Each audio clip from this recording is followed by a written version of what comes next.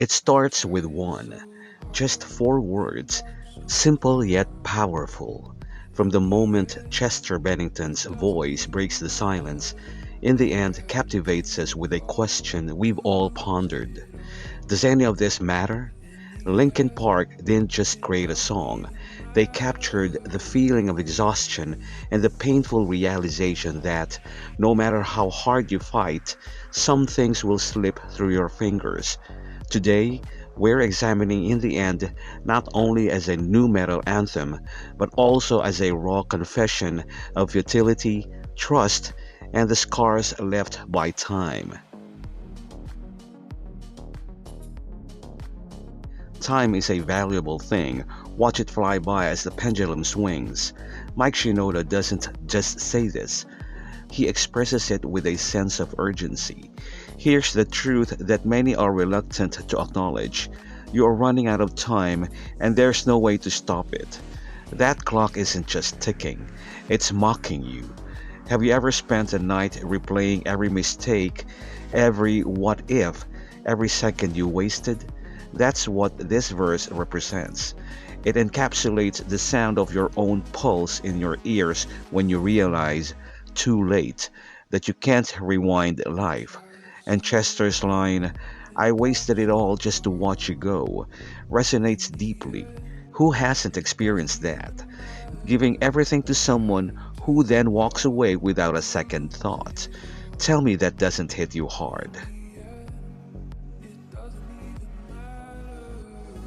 I kept everything inside, and even though I tried, it all fell apart. Stop right there. That is the sound of a man who is done, not angry, but empty. Have you ever smiled while your ribs were cracking from the weight of what you can't express?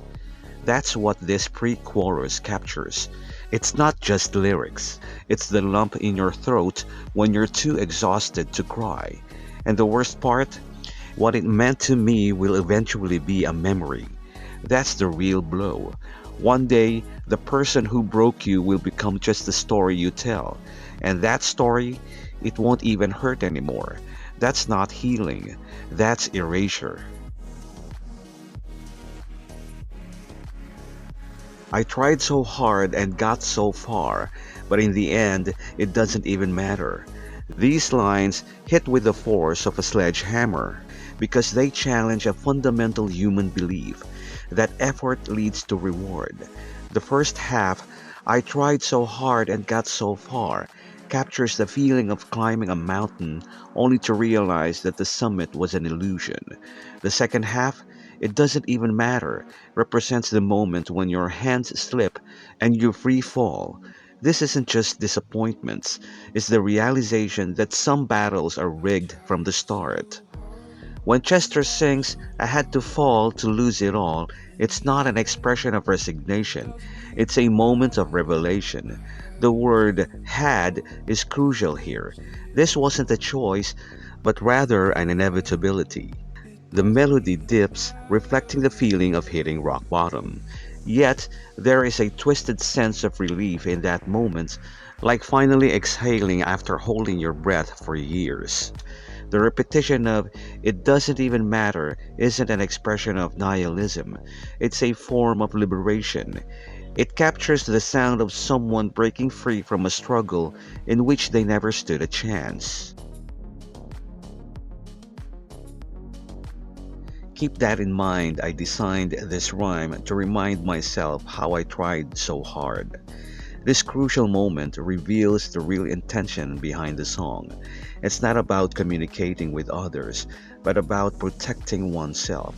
Writing acts as a defense against gaslighting, creating a tangible record of one's efforts despite attempts to erase them. The shift from explain in verse 1 to remind in this part is significant. It shows that the focus has shifted from seeking others' understanding to providing evidence that the struggle was genuine. The rhyme scheme also acts as a protective barrier against being ignored. In spite of the way you were mocking me, acting like I was part of your property, two lines show the shift from emotional connection to treating someone as an object. The expression mocking me reflects a harsh and careless attitude, while the term property clearly exposes the reality.